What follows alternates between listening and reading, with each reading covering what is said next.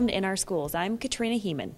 Student achievement is the ultimate goal here at the Waterloo Community School District, and today we're going to learn how the high schools are helping students achieve to their highest capacity with the use of career interest academies. We're going to be speaking with Susan Paget, who is a facilitator of the Human Services Academy here, to see what interests students need to have to pursue a field in human services. Be sure to check our district website to see what all the other career interest academies focus on. We're here now with Susan Paget, and she is the Human Services Facilitator at West High. And what do you do as the Human Services Facilitator? Well, all of our facilitators have some common jobs to help make sure that our students are achieving at the highest rate possible, to help communicate between the teachers in our academy and the rest of the academy, to make sure that the community understands where we're trying to go with career academies, to work with various district committees to make sure that we're actually providing the best education we can for Waterloo students. And what are students going to learn in the Human Services Academy? It's kind of funny because we're a catch-all, it seems like. I think the bottom line is it's all about helping people. We cover government and public administration, so it's kind of interesting. I went to a website today called careerclusters.org, and the first job they list under government is the president. So we're preparing kids from any level of government administration. We're trying to get kids interested in public safety and law. We also cover hospitality and tourism. And then finally, we are the Education Academy. So we have this wide range of different jobs, but all centrally have that idea that we need to help our community and make it a better place to be. So when you do have speakers come in or internships, there should be a huge welcoming experience out there with the community because it's so community-based.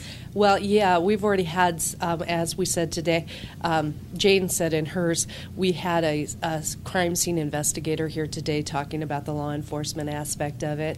We're looking at I'm trying to get the food bank and United Way and those kinds of service organizations and come in to talk to kids, because you think of that as a volunteer opportunity, but not necessarily as something that you could focus your career on and do that full time. So we're just looking at, to me, opening their eyes to the countless job opportunities that are out there. I mean, in 4 pages of documents from this website, I've probably got 600 jobs that the average kid probably hasn't even heard of and much less thought about doing. So it's really opening their eyes to the opportunities that are out there. Well, and since it's such a broad-based academy, what types of interests do you think maybe an 8th grader or parents, if they're trying to help their student choose human services as an academy? I think a lot of people immediately, I think we have a lot of kids gravitating to the law enforcement and those aspects. We're also the place where the JORTC program resides. Bottom line is, to me, if you're interested in helping people and you're not interested in blood, like the Health Services Academy is, we're really the place to be. So if your job is, your goal is, I want to make a difference in my job, that I want to make where I live better to be, that would be an excellent focus to have. It's also kind of that I want to teach people, I want to organize people, I want to manage people to make everything work the best that it can be. So it really is about how do I serve my community and make it better. So you've got a lot to cover then. Huge amounts to cover. And that's really, when we go back to your first question, one of my jobs is to help educate our staff about the many jobs in human services, because when we started this process, that was my biggest concern. I had 2 nieces, one who has just gone off to Iowa State and changed her mind about her major already. I wanted my nieces and I wanted the rest of kids to have access, to have experiences, to figure out at the high school level, yeah, I'm interested in that, and man, that's not what I thought it was. And if we can do that at the high school level and give them a better grasp of just the countless opportunities there are out there, I think they'll be better prepared for the future.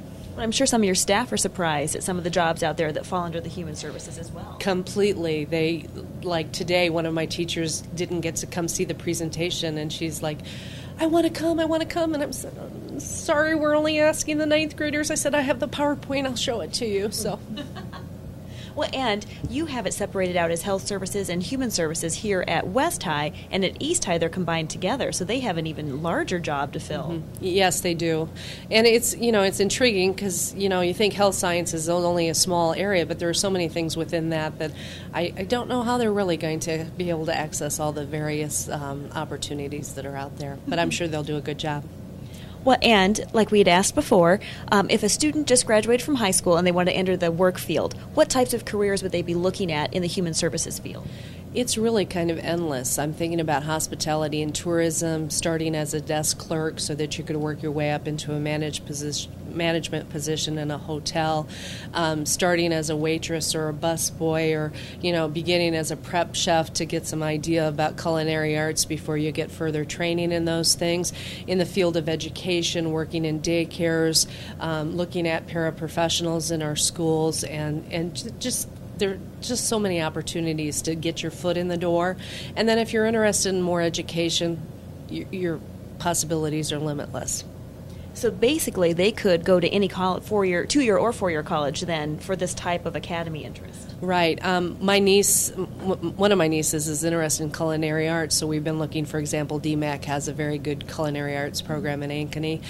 So it can be a 2-year program, it can be a 4-year program. If you're interested in law school, it just covers so much that it's really hard to say this is what you would need to be successful in human services because it's endless. Well, and besides being the president, if they graduated from a 2- or 4-year college, what other kind of jobs could they go with further education? Well, you have got, being a lawyer, a prosecutor, a defense attorney, judges, in education, public school teacher, going on to get your master's and doctorate and being a college professor, looking at administration of educational facilities, managing hotels, places like the Five Sullivan Brothers area, museum studies, maybe you want to run the Grout Museum in the future. Literally hundreds of jobs that really I think the average student and maybe their parents haven't really even thought about as opportunities for their children. Well, and like I said before, this is just wonderful being able to explore these opportunities at the high school level, and if you don't like what you've chosen at semester, you can switch to something else.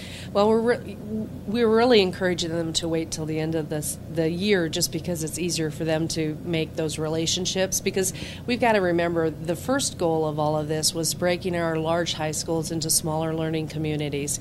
So while the career interest is developing, I'm really excited about what we're doing with those smaller learning communities, about providing a support system for incoming freshmen and all of our students really, but particularly our freshmen as they make this transition to a new school, and just being there.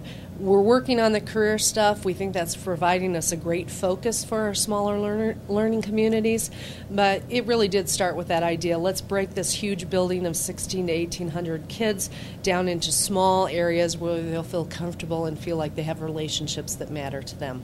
I think that'd be very welcoming for a freshman coming to a brand new building with students they've never seen before and totally different schedules.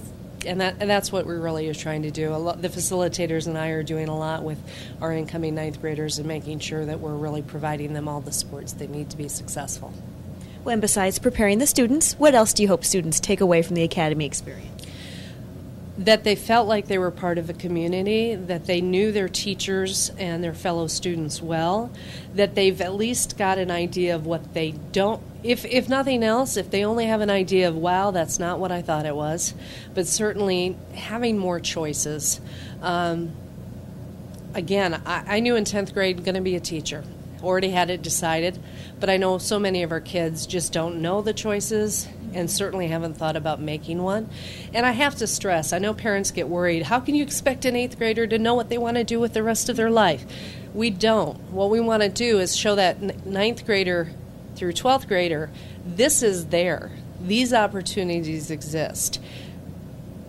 Make sure you have, and that's always our bottom line goal, make sure you have the educational background you need to be successful. And then once you leave high school, you'll at least know this is where my interest lies or this is not where my interest lies. And you just have more doors open to you because you've been exposed to more opportunities.